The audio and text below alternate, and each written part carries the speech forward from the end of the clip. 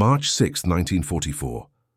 Dawn seeped over the hills of northern Burma like pale fire spilling through jungle mist. The monsoon season had turned every track into a ribbon of treacherous mud, a glistening brown trap that swallowed carts and oxen whole.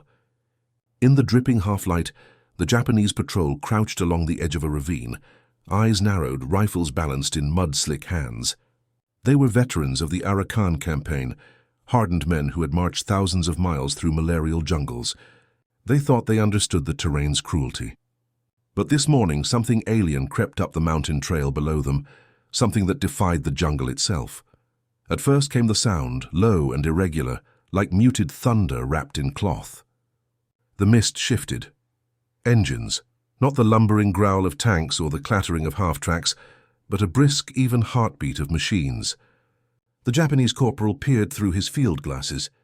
Where his instincts expected elephants or mules, he caught sight of silhouettes, squat, angular metal beasts no larger than a rickshaw, but moving with a speed that mocked the mud. The vehicles were painted olive drab, their canvas tops rolled back, their windscreens flecked with rain and grit.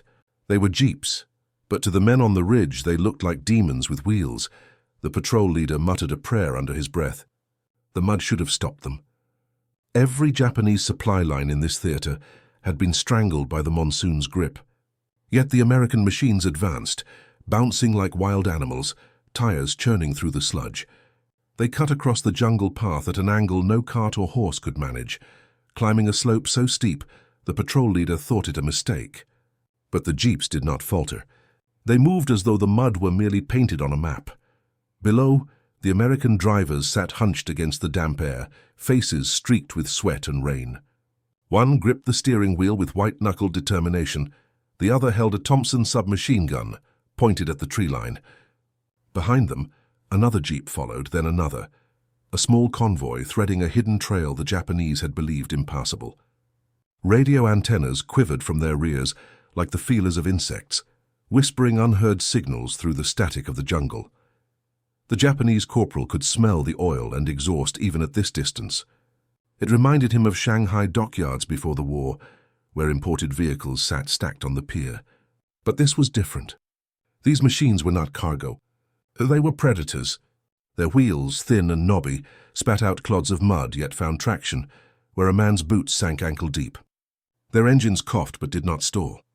Each time the slope grew sharper, the jeeps lurched forward as though dragged by invisible hands, their chassis flexing, springs groaning. No oxen, no horses. Just relentless gasoline-fed motion.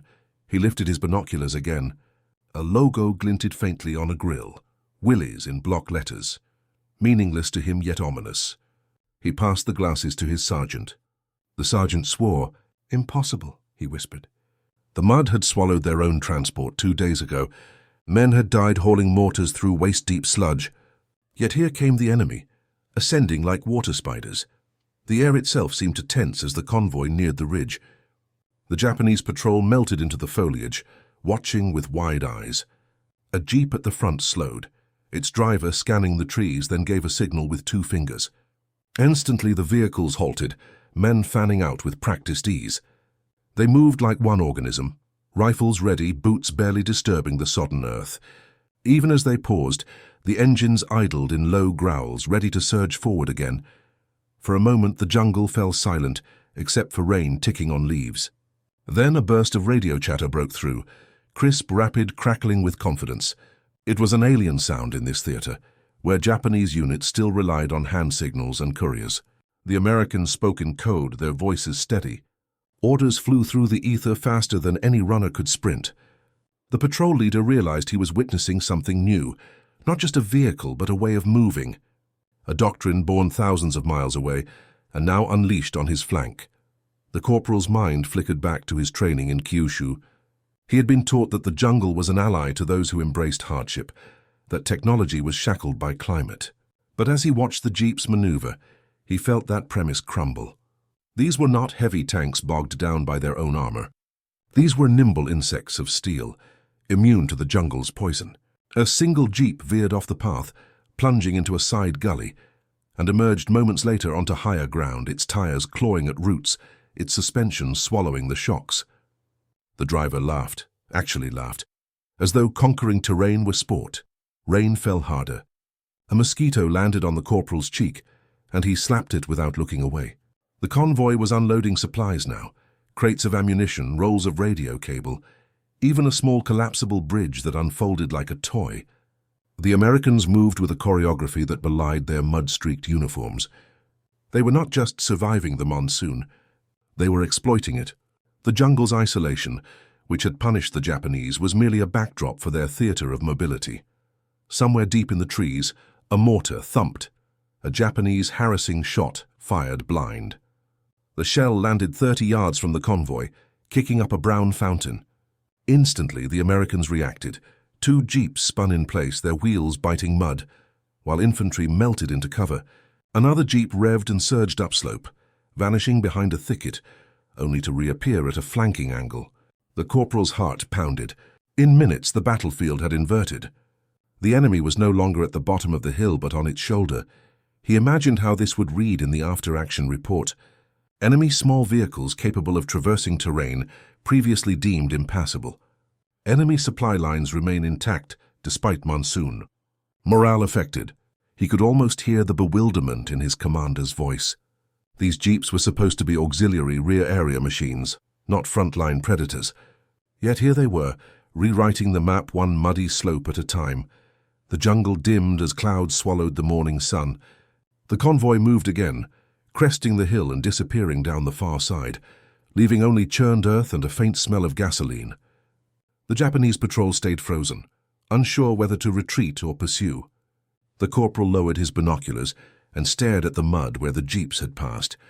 Deep but precise tire tracks etched a new geometry into the earth, a signature of something both mundane and revolutionary. He felt a strange chill, not from the rain but from the future, pressing against his present. If such small machines could negate the jungle, then their own supply routes, their ambush tactics, their reliance on terrain, all of it was vulnerable. The Americans had not just brought vehicles. They had brought a new tempo of war. Somewhere far above, thunder rolled. Or was it artillery? Hard to tell in the mountains. The corporal signaled his men to fall back, their retreat swallowed by foliage. As they moved, he cast one last look at the churned mud. He would remember that sight for the rest of the war, little machines climbing a world built to stop them. In that moment, under monsoon rain, on a nameless ridge in northern Burma, he glimpsed the shape of defeat, and as the patrol vanished into the jungle, the echo of those engines lingered like a prophecy. A prophecy that the war itself was shifting, that technology and speed would erode every fortress of terrain and tradition. What had seemed impossible at dawn had become undeniable by midday. The jeeps had conquered the mud, and with it, a piece of the Japanese army's confidence. By early 1944, the war in Asia had become a grinding struggle of attrition, fought as much against terrain and weather as against the enemy's bullets. Northern Burma, the sweltering hinge between India and China, was a theater of shadow operations and forgotten campaigns. Japanese forces held the high ground and the arterial roads, confident in their doctrine of endurance and ambush. They had marched across the Malay Peninsula on bicycles and foot, outflanking British strongpoints with unyielding discipline. In their worldview, the jungle was the ultimate fortress, a living moat that would strangle mechanized armies and shield the Imperial lines of communication. Yet even as their grip tightened on the ridges and river crossings, a quiet revolution in American mobility was taking root behind the curtain of monsoon rain. This revolution had been gestating for years, long before the jeeps appeared in Burma's mud. In Detroit, Toledo, and other industrial crucibles, engineers and assembly line workers had been perfecting machines designed not for battlefields, but for the farms, trails, and depots of peacetime America. Light, small, and quick to build, these vehicles could be transported by ship or glider, dropped onto beaches or airstrips with minimal preparation.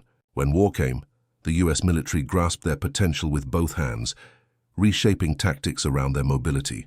Unlike the Japanese, who prized spiritual resilience and infantry-centric operations, the Americans were learning to wage war as an orchestra of movement and communication, each note connected by steel and radio waves. The larger context was grim.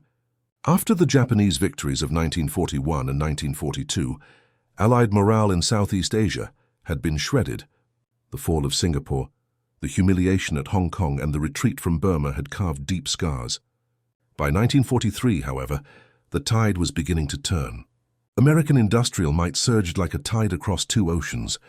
Tanks, aircraft, and landing craft rolled off production lines in numbers that dwarfed anything Japan could muster. But perhaps most transformative was not the heavy weaponry, but the infrastructure of movement, standardized vehicles, field radios, and a doctrine of flexible logistics. This invisible architecture of war was about to collide with the Imperial Army's assumptions about terrain. The Japanese army had been schooled on lessons from the Russo-Japanese War and the conquest of Manchuria, where infantry and artillery, painstakingly maneuvered, could crush superior opponents. In the jungles of Southeast Asia, their reliance on human porters and captured infrastructure had initially paid off. Supply lines were lean. Soldiers carried what they needed. They marched for weeks with little support, appearing where the British thought no army could go. But by 1944, the Americans and their British and Chinese allies were turning that logic inside out. Instead of avoiding the jungle, they would drive through it. Instead of surrendering to the monsoon, they would bring machines designed to master it. The Allied plan for the northern Burma theater called for the construction of new roads and airstrips, linking India to China via the Ledo Road and the Hump airlift. This required not only engineering brigades, but a constant stream of supplies delivered along paths barely worthy of the name. The Jeep, officially the 14-ton 404 truck, became the sinew binding these efforts together. Light enough to cross bamboo bridges, powerful enough to haul mortars and radios, and small enough to hide beneath jungle canopy, it could go where heavier trucks bogged down. In this way, the Americans began to invert the Japanese narrative of terrain dominance. Everywhere, the contrast in doctrine was stark. Japanese units still relied on runners to pass orders, on hand signals and shouted commands in the din of battle. Their trucks were heavier, fewer, and more vulnerable to breakdown. Horses and oxen carried much of their ammunition, slowing convoys to the pace of foot soldiers. By contrast, American formations glided across the mud in jeeps, half-tracks, and modified carriers. Orders transmitted by FM radio allowed dispersed units to coordinate ambushes, retreats, and supply drops with a speed that defied the jungle's maze. Even the psychology of movement was changing. In Japanese doctrine, a soldier's endurance was a weapon, and suffering proved superiority. In the American approach, machines carried the burden, freeing soldiers to fight with fresh legs and clearer minds. The Jeep was not glamorous like a tank, but it represented a shift from human muscle to mechanical nerve, a portable nervous system of war. As these vehicles infiltrated the Burmese hills, Japanese commanders began receiving reports of phantom units appearing behind their lines, supplied and reinforced faster than seemed possible. By mid-1944, Allied forces under General Joseph Stilwell and British-led Chindit operations were pushing deep into territories once thought impregnable. Small mobile columns penetrated the jungle, guided by radio and supported by airdrops, their jeeps hidden under camouflaged netting until the moment to strike. Japanese outposts, accustomed to weeks of isolation, suddenly found themselves under coordinated assaults from multiple directions.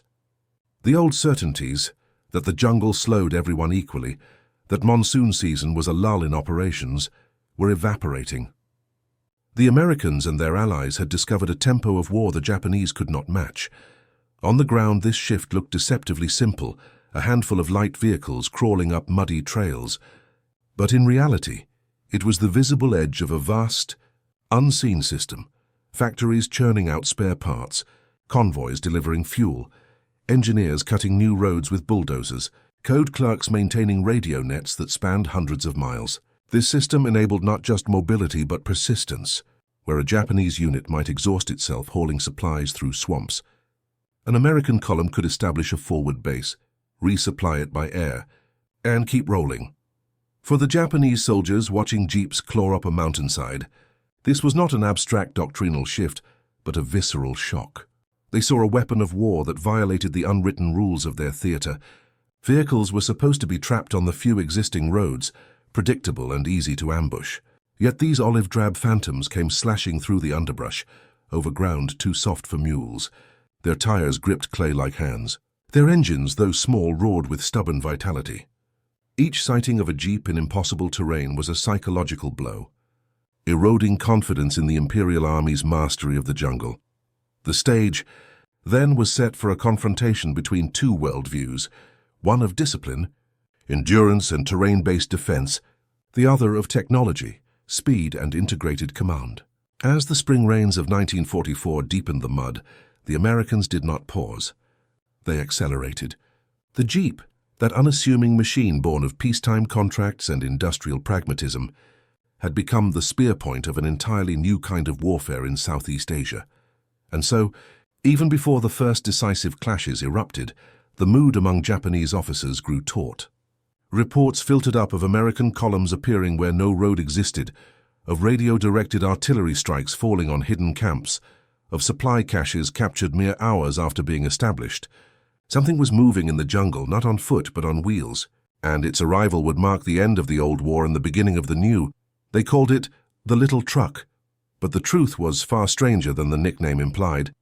Hidden within its stubby frame and stripped-down body lay an advantage the Japanese had not anticipated, a synthesis of mobility and communication that transformed every jeep from a simple vehicle into a roving nerve cell of the Allied army.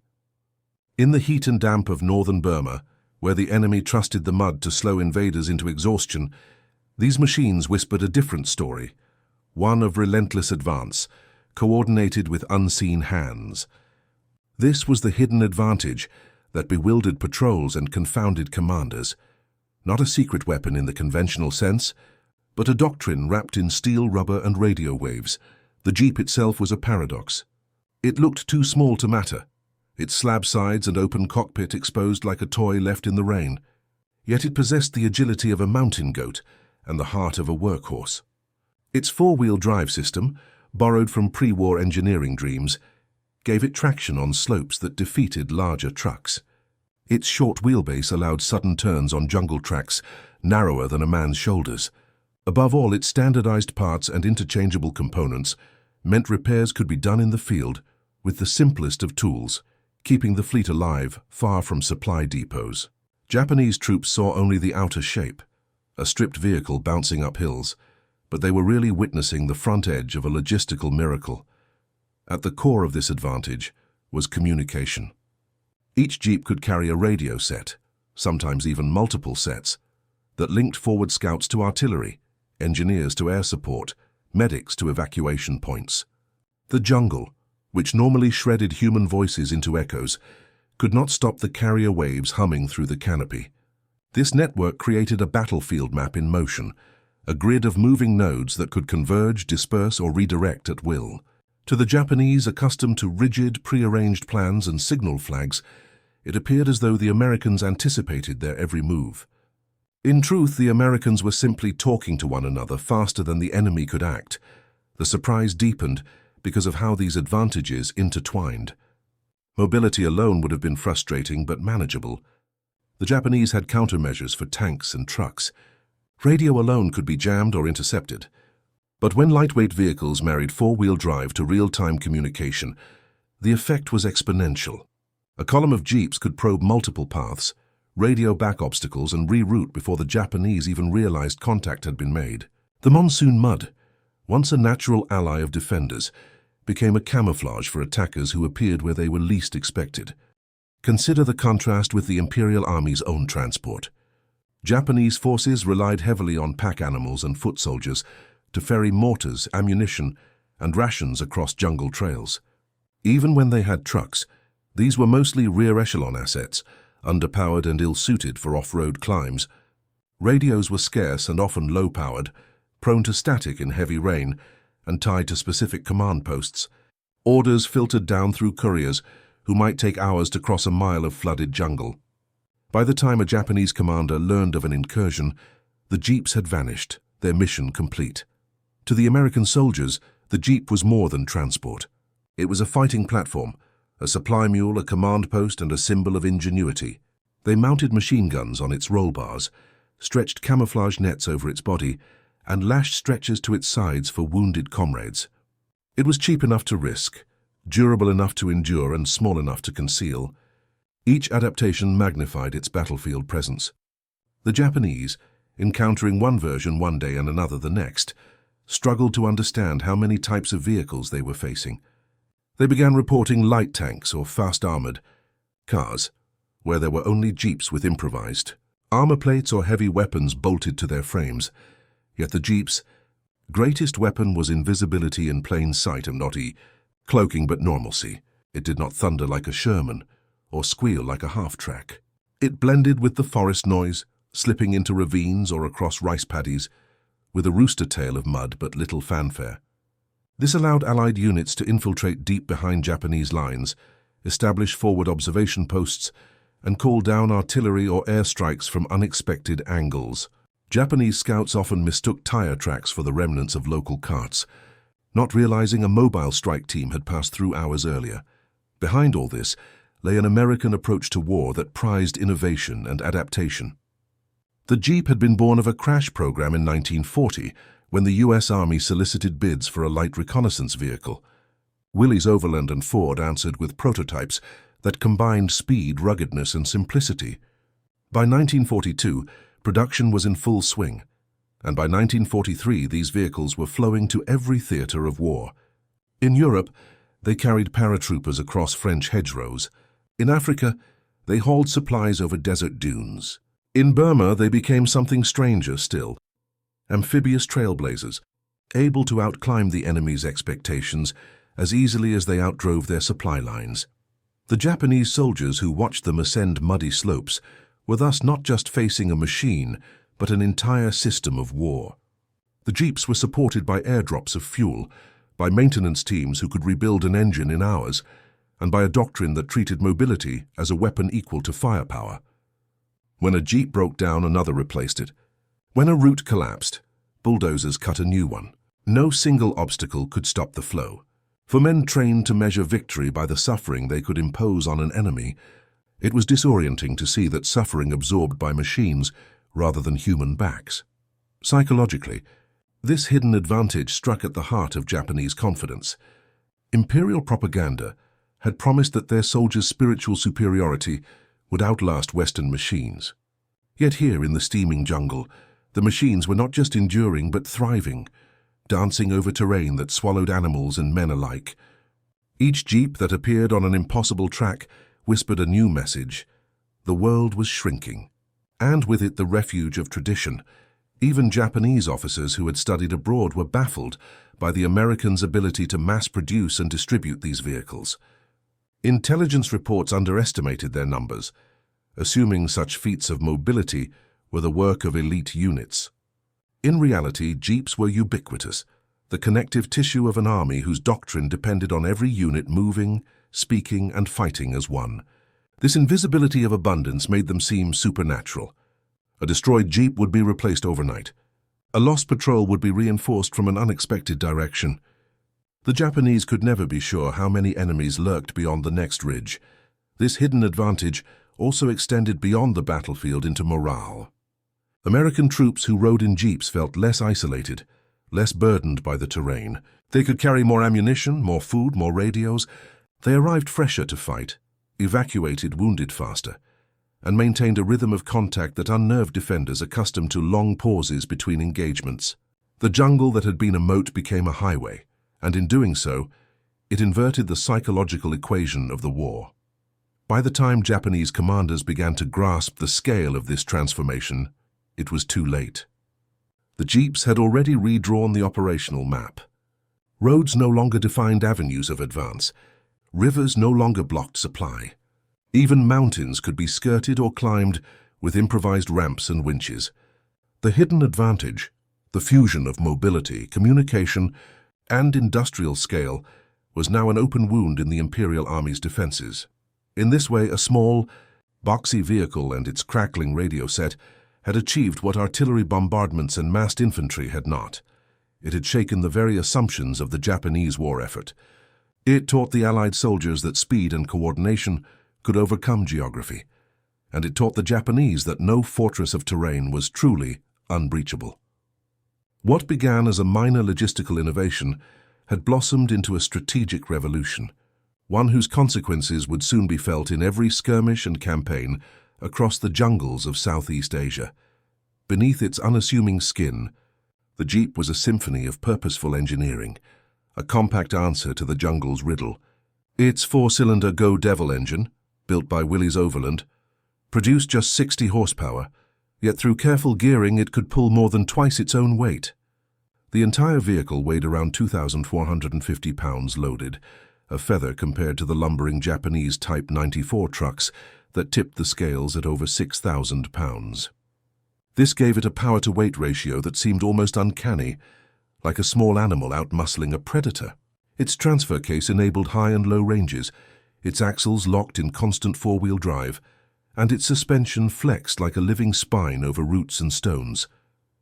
The result was not speed alone, but tenacity, the ability to maintain momentum in terrain designed to stop machines dead.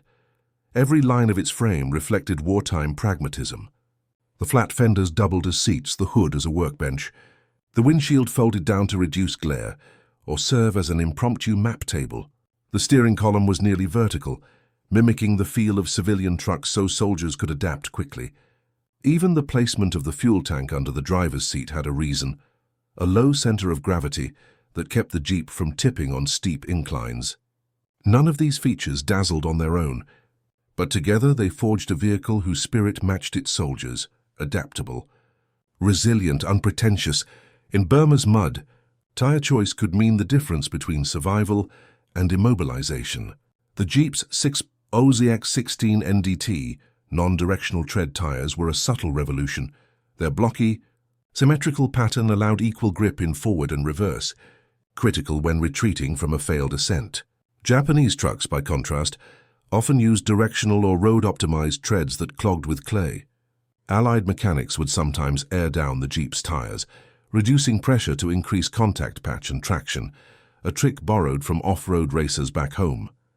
This attention to detail turned each muddy slope into a test the Jeep was designed to pass, but mobility was only half the story. The other half lay in the radio sets these Jeeps carried like invisible weapons. Among the most common was the SCR 510 and its vehicular cousin, the SCR 610, frequency-modulated FM transceivers operating between 27.0 and 38.9 MHz. Each weighed around 55 pounds, a marvel compared to the heavier static-prone sets of earlier campaigns. FM technology, relatively new to the battlefield, rejected static and atmospheric noise that plagued amplitude-modulated AM radios, especially in thunderstorms and tropical heat. Where Japanese Fuji or Type 94 radios sputtered under monsoon interference, the American sets purred with clarity. Range was roughly 8 to 15 miles vehicle to vehicle, extendable with relays, enough to knit together an entire dispersed column in real time. The marriage of Jeep and radio was deliberate. The dashboard bristled with power takeoffs and mounting brackets. A whip antenna rose from the rear like a flagpole, flexing under branches but never snapping. Soldiers could dismount the set in minutes, using it as a field station if the vehicle had to retreat. This modularity created a seamless flow of information between moving units and static command posts. Even artillery fire, once a blunt instrument in jungle fighting, could be guided with surgical precision thanks to forward observers perched in Jeeps with radios and binoculars. From the factories of the American Midwest to the mud tracks of Burma, the Jeep's production story mirrored its battlefield performance. Willys Overland and Ford churned out nearly 650,000 units during the war, each standardized so parts were interchangeable regardless of manufacturer. A transmission from a Ford GPW could slot into a Willys MB without modification. A fender from one could bolt onto the other. This interchangeability meant Allied supply depots didn't need to hoard obscure spares. In the jungle, where supply convoys were thin lifelines, that simplicity saved lives. A mechanic could cannibalize one wrecked Jeep to keep two more running, an impossible task with the patchwork of Japanese vehicles scavenged from civilian stocks. Even its fuel requirements reflected foresight. The Jeep's engine could run on low-octane gasoline, the kind available in remote theaters. Japanese trucks often demanded higher quality fuel or maintenance-intensive carburetors. Where Allied supply lines faltered, jeeps kept running on whatever they could siphon from drums or airstrip caches. This ruggedness was not an accident, but the product of relentless testing at Fort Holabird and Camp Holabird, where prototypes were driven until frames cracked and axles snapped. Only the strongest designs survived to reach the battlefield. Engineers also designed the Jeep with an eye toward modular warfare. It could be lifted by glider or plane, slung under cranes, or ferried across rivers on pontoons. In Burma, engineers built rafts from oil drums to float columns of jeeps across flooded valleys. Some jeeps were fitted with deep water fording kits, extending their exhaust and intake to wade through swamps chest high on a man. Others carried light recoilless rifles or heavy radios, transforming overnight from transport to weapon or command node. This ability to morph roles meant no Japanese outpost could predict what a jeep approaching their perimeter might carry. Japanese engineers, by contrast, had never invested heavily in a single universal vehicle. Their army relied on a scatter of trucks, many built under license from European designs of the 1930s. Maintenance was a nightmare, spare parts inconsistent, and four-wheel drive rare. Radios were precious enough to hoard at regimental level, leaving frontline companies in communicative darkness. This technological lag was not due to ignorance, but to industrial limits. Japan simply could not mass-produce standardized machines at American scales, while also feeding its Navy and Air Force. Thus, each Jeep on a Burmese trail was both a tactical presence and an industrial echo of American factories thousands of miles away. Technological superiority also extended to repair doctrine. American motor pools followed the echelon system, dividing maintenance into levels from field fixes to depot overhauls. Soldiers learned basic repairs as part of their training. Manuals came with diagrams clear enough for a farmhand to follow.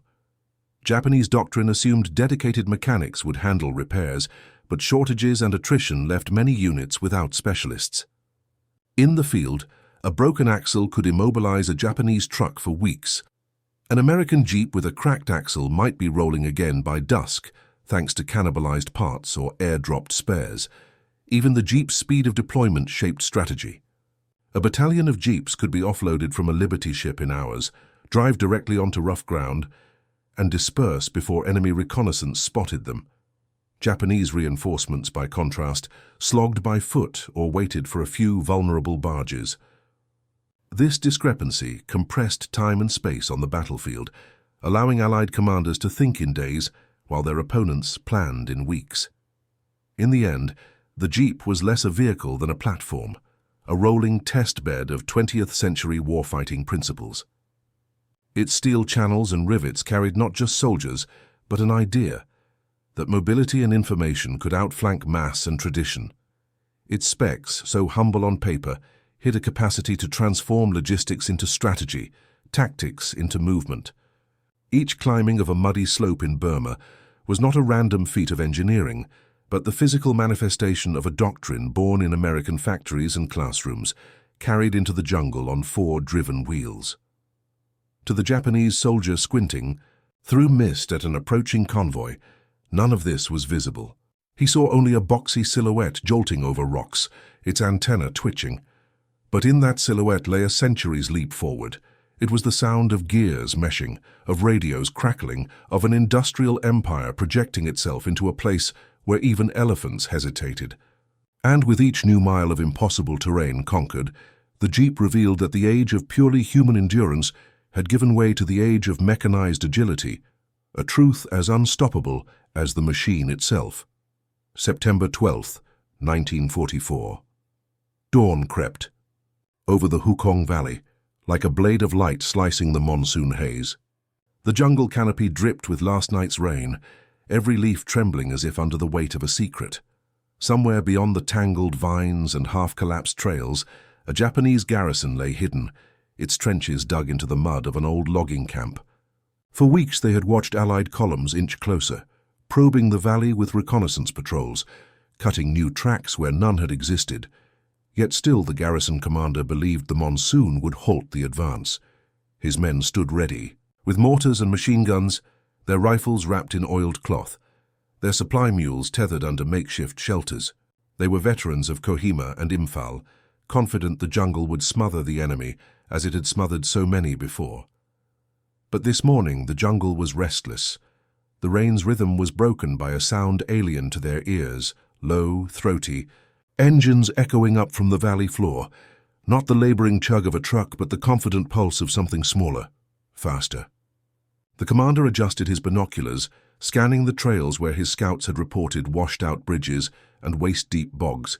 There should have been nothing but mud and water. Instead, movement. First one, then two, then a whole line of jeeps, appearing like ghosts from the foliage, their hoods glistening with moisture, their antennas swaying like reeds. The Americans were moving in columns of 3, each jeep separated by a gap just wide enough to allow sudden turns into the underbrush. Canvas-topped trailers bounced behind them, loaded with ammunition, medical supplies, and collapsible steel mats for instant road building. Forward scouts rode in the first vehicles, one hand on the wheel, the other gripping carbines or Thompsons. Their faces were mud-streaked but calm. Radios crackled faintly, sending coded bursts to artillery batteries hidden miles away. Even as they advanced, engineers dismounted to cut back vines and lay planks over the deepest puddles. It was not a march. It was an unfolding of infrastructure in real time. The Japanese defenders had mined the obvious approaches, expecting heavy trucks or at best mule columns. But the jeeps veered off the mapped tracks, climbing over knotted roots and sliding down embankments like steel beetles. They splashed through streams without slowing, their exhausts bubbling underwater. Machine gun teams scrambled to reposition, but each time they set up, the jeeps appeared from a new direction, as if multiplied by the jungle itself.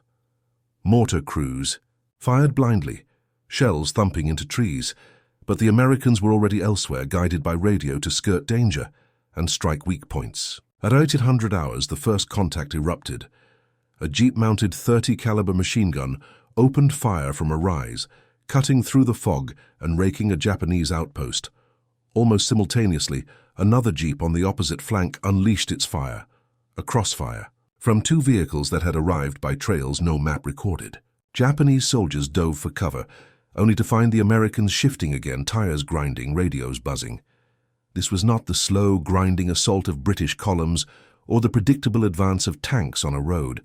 This was a swarm, coordinated and lethal. Each unit an eye and a fist connected to a larger brain. By mid-morning, the Japanese commander tried to rally his men for a counterattack. He dispatched a platoon to flank the Americans, but the jungle betrayed his plan. Allied observers, perched in jeeps fitted with long-range radios and telescopic sights, spotted the movement and relayed coordinates.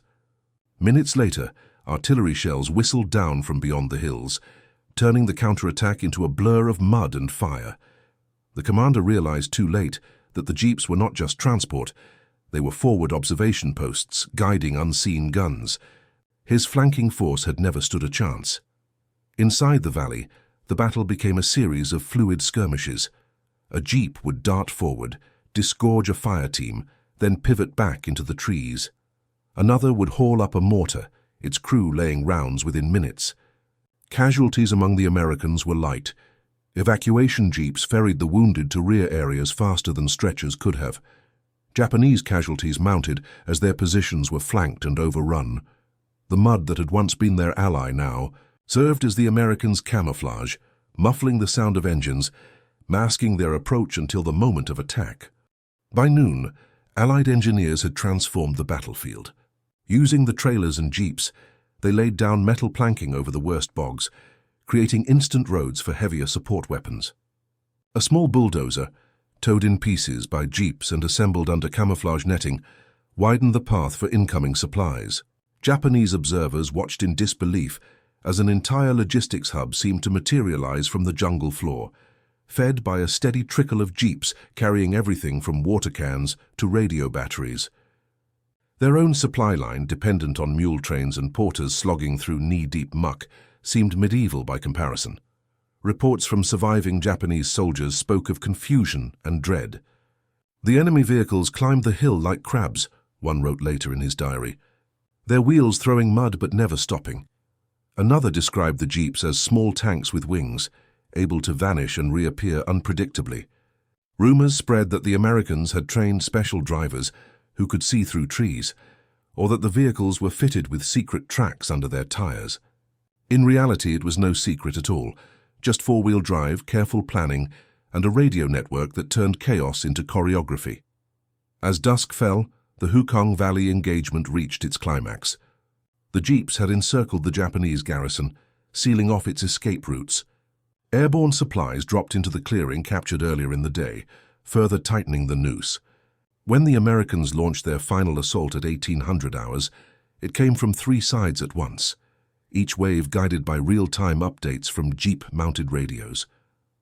Caught between collapsing lines and artillery strikes, the Japanese garrison broke. Some tried to flee into the jungle, only to find blocking forces already in place. Others fought to the last, their bayonet charges drowned in machine gun fire from jeeps parked at cross angles. By nightfall, the camp was in Allied hands. The jeeps, mud-caked and dented, lined up under the dripping trees, their engines ticking softly as they cooled. Soldiers stripped off wet uniforms, lit cigarettes, and tended to the wounded. Mechanics crawled under chassis with wrenches, already preparing for the next day's push. In a makeshift command post, an officer traced new routes on a map, confident now that the valley's terrain no longer dictated the campaign's pace. The Americans had written a new template for jungle warfare, one tire track at a time. The Hukong Valley battle became a whisper among Japanese survivors, a warning passed along with rations and orders. "Beware the little trucks," they told one another. "They are faster than rivers."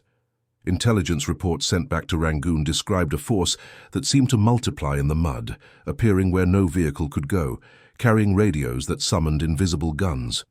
The old certainties, that the monsoon was an ally, that terrain would break mechanization, were gone. In their place stood a new fear, that every ridgeline concealed a path and every path a convoy of jeeps, advancing with an inevitability no weather could stop. What made the battle extraordinary was not its scale but its symbolism. Here, in a forgotten corner of the Burma campaign, the jeep had proven itself not just a convenience, but a weapon of maneuver.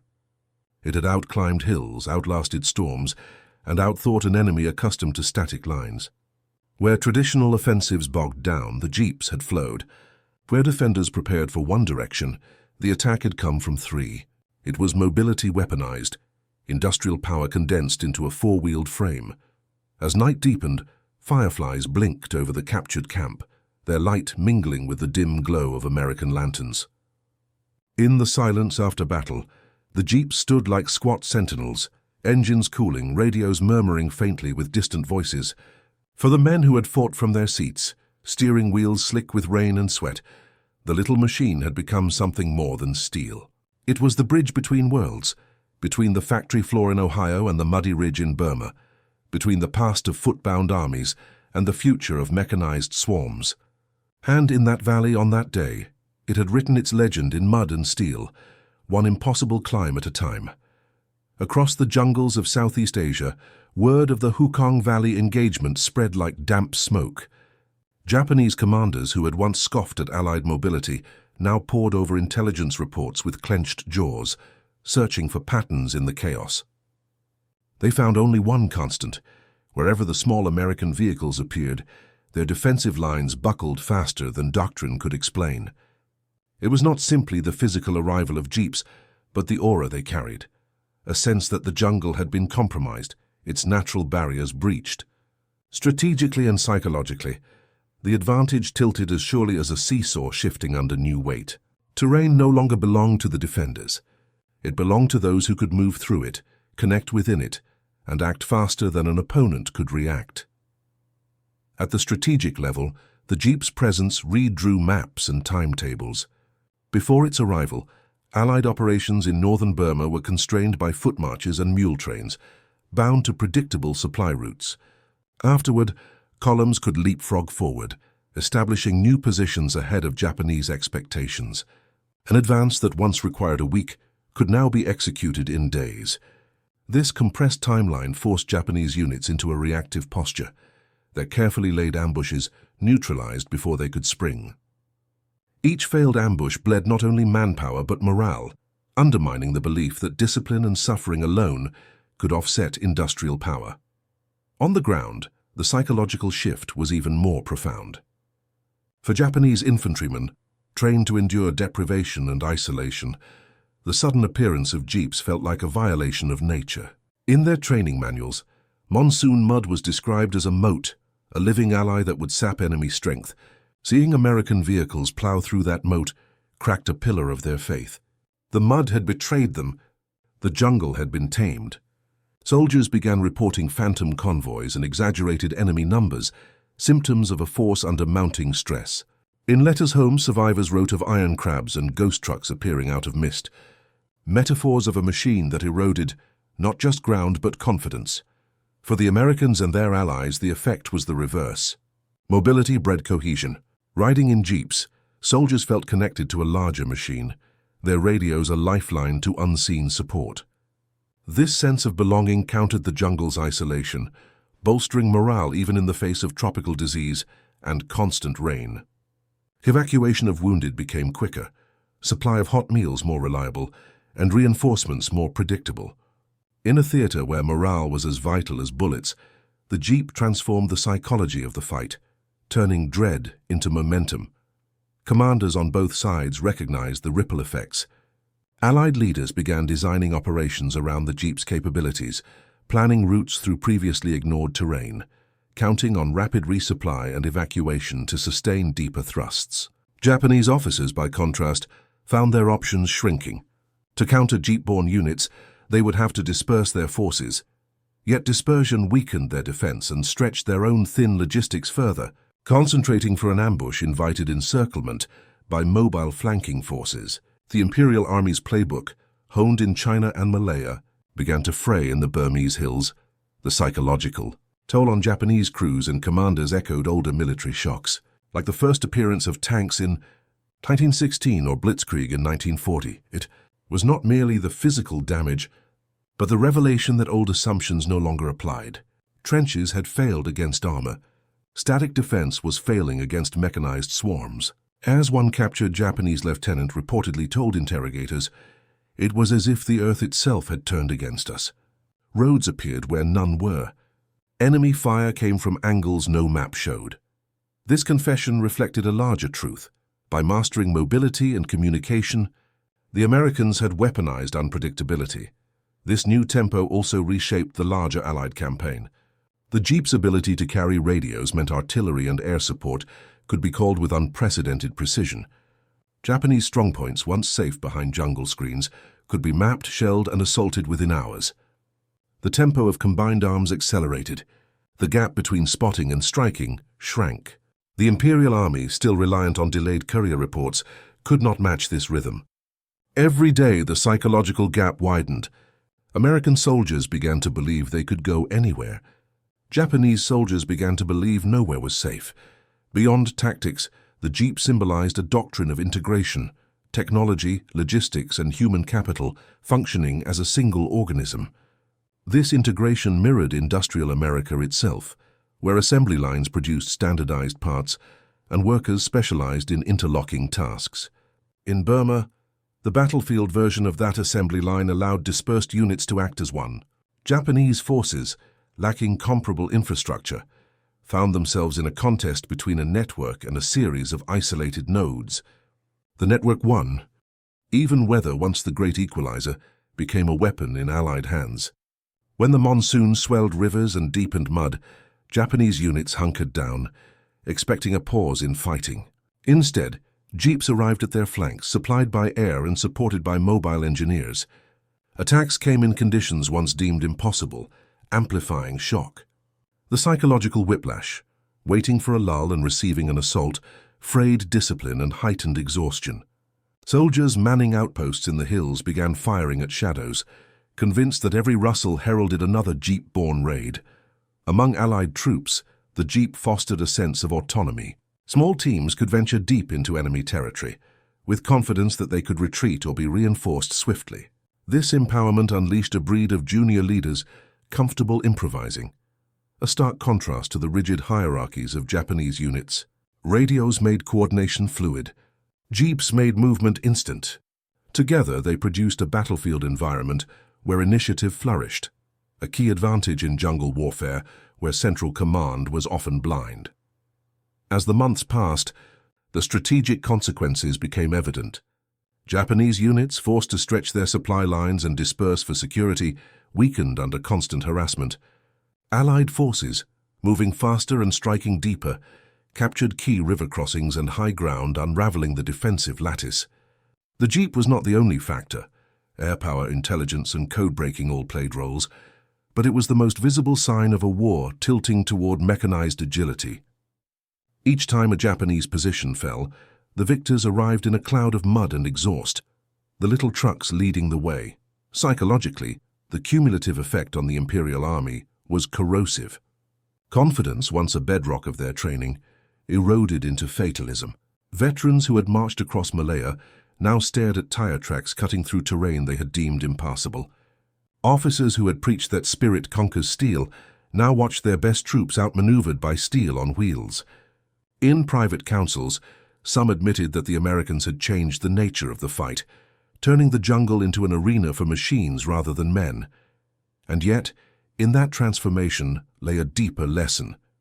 The Jeep had not negated courage or endurance. It had redefined how those qualities were applied. American soldiers still endured the same rain and malaria, but their machines carried part of the burden. Japanese soldiers still fought with valor, but without equivalent tools their valor turned to attrition. This asymmetry of means reshaped the moral terrain as surely as it reshaped the physical one. It taught one side to believe in momentum and the other to fear it. By late 1944, the psychological impact of the Jeep was visible even in captured documents. Sketches of American vehicles appeared in training pamphlets. Officers urged their men to destroy Jeeps at all costs, to sever the Allied network node by node. Yet such efforts were mostly symbolic. The Jeeps multiplied faster than they could be eliminated. They had become the signature of an unstoppable tide, as intrinsic to Allied operations as the thunder of bombers or the wake of naval convoys. In Burma's mud and mist, they were more than machines. They were harbingers of a new kind of war, one in which the mind broke before the line did. And so the strategic and psychological impact of the Jeep extended far beyond its four wheels. It collapsed distance, dissolved isolation, and inverted assumptions. It gave the Allies the ability to move like water through a forest of stone, and it left the Japanese army grappling with a future it could not yet name. In every churned path and every startled patrol, the little vehicle carried not just soldiers, but the inevitability of change, a lesson as profound as any written in the smoke of battle.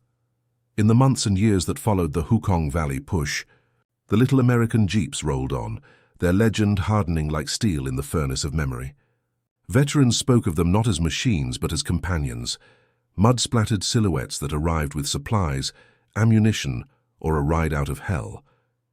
Japanese survivors, meanwhile, recalled the moment they realized the jungle was no longer theirs, when a machine the size of a farmer's cart became the spear point of an industrial colossus. This dual memory would echo into the post-war decades, shaping how armies and nations thought about movement, connection, and the invisible threads of command. By war's end, more than 600,000 Jeeps had been built, a number that dwarfed the armored vehicle output of entire empires. Factories in Toledo, Dearborn, and Detroit had churned them out with clockwork precision, scattering them across every front: deserts, islands, cities, snowfields. Yet Burma remained a proving ground unlike any other. There in mud and monsoon, the Jeep proved a universal truth. The army that can move, communicate, and adapt faster writes the rules of the battlefield. Firepower mattered, but it was secondary to the ability to appear where the enemy least expected, to knit together scattered men into a single fighting organism. The Japanese army would struggle to translate this lesson in time. In post-war interrogations, Imperial staff officers spoke with rueful admiration about the American small vehicle. One described it as an army in miniature, the point where radio, logistics, and initiative converged. Another conceded that their own planning had been shackled to pre-war assumptions about terrain and manpower. "We believed the earth itself would stop them," he said, "but their wheels rolled over our beliefs." Such statements revealed not only a tactical defeat, but an ideological one. The Jeep symbolized the collapse of the idea that determination alone could trump industrial modernity. In the emerging Cold War, the lesson took on new urgency.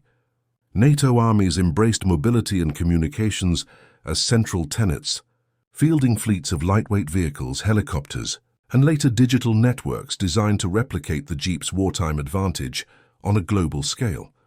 In Korea, Vietnam, and the Gulf, US forces built on this foundation, using agile transport and real-time coordination to offset enemy numbers or terrain. The little four-wheel drive that had startled Japanese soldiers in Burma became the ancestor of doctrines that prized speed over mass, connectivity over sheer firepower. Its DNA can be traced through to Humvees, Strykers, and today's drone swarms. Beyond military doctrine, the Jeep became a cultural symbol of freedom and reach. Photographs of GIs perched on hoods, cigarettes dangling, radios squawking, captured a new archetype of soldiering, one defined less by trench mud than by movement. Veterans returning home often bought civilian versions, carrying into peacetime the sense of autonomy and mechanical trust forged in war. In Japan, decades later, the memory of those little trucks lingers in memoirs and films, a reminder of how profoundly they shifted the perception of American power from distant threat to unstoppable presence. Technically, the Jeep's legacy also reshaped how armies approached industrial design. Its simple chassis and standardized parts showed that ruggedness and repairability could be more decisive than armor thickness. Its integration of communications gear prefigured today's network-centric warfare, where every platform, from foot soldier to satellite, is a node in a larger web. In a sense, the Jeep foreshadowed a future where the battlefield itself would become a network, and the winner would be the side that could flow information and material across it without friction. For the men who fought in the Hukang Valley and places like it, the legacy was more intimate. Many remembered the first time they felt the Jeep lurch beneath them, mud spraying, engine snarling. The impossible made ordinary. They remembered hearing a radio crackle with orders from miles away, the sudden reassurance that they were not alone. In contrast, Japanese veterans recalled the helplessness of watching an enemy multiply, their own lines splintered by vehicles appearing from nowhere. That emotional divide, connection versus isolation, speed versus stasis, would remain one of the war's starkest contrasts. History's larger arc vindicated the little vehicle. The Allies did not win solely because of tanks, bombers, or carriers. They won because they could mobilize and connect across continents, projecting power into jungles and mountains, once thought impassable. The Jeep was a modest but indispensable cog in that machine, turning mud and distance into avenues rather than barriers. Its lesson endures. In war, technology is not just a tool but a language, a way of shaping how men perceive their own agency and their enemies' inevitability. Today, when modern armies deploy ultra-mobile command vehicles, satellite-linked squads, or autonomous drones, they echo that first great leap in the Burmese mud. They echo the idea that a small, agile platform can change the tempo of an entire campaign. They echo the fear etched on the faces of defenders who watch an enemy arrive faster, strike harder, and vanish before a counterattack can form. This continuity stretches from the jungles of 1944 to every theater where speed and connection define survival. As night falls on memory's stage, the image of the Jeep climbing a rain-slick ridge endures. Headlights off, driver hunched over the wheel, radio antenna slicing the mist. Behind it trudges a century of warfare, transformed by what that little vehicle taught. That in modern war the battlefield favors not the static fortress or the slow behemoth, but the node that can move, see, and speak faster than its foe. That mud can become a highway, and distance a weapon if a force dares to reimagine its tools. And so the legacy of the Jeep is not nostalgia, but instruction. It tells every commander and every soldier that mobility without communication is wandering, and firepower without coordination is noise. It whispers a truth learned in Burma's sodden jungles. The smallest link in the chain, if multiplied and networked, can topple an empire's assumptions. The Japanese soldiers who once stared in disbelief at those climbing Jeeps glimpsed the future of war. And it was small, fast and connected. In the final reckoning, the Jeep's story is less about steel and more about philosophy. It is about the triumph of integration over isolation, of speed over rigidity, of adaptability over ritual. It is about a machine that, in its modest way, helped decide the shape of a century. Its tires no longer churn Burma's mud, but its lesson rolls on. In the echo of its engines and the crackle of its radios lies a warning and a promise. In modern war, connection outweighs firepower, and speed defeats armor.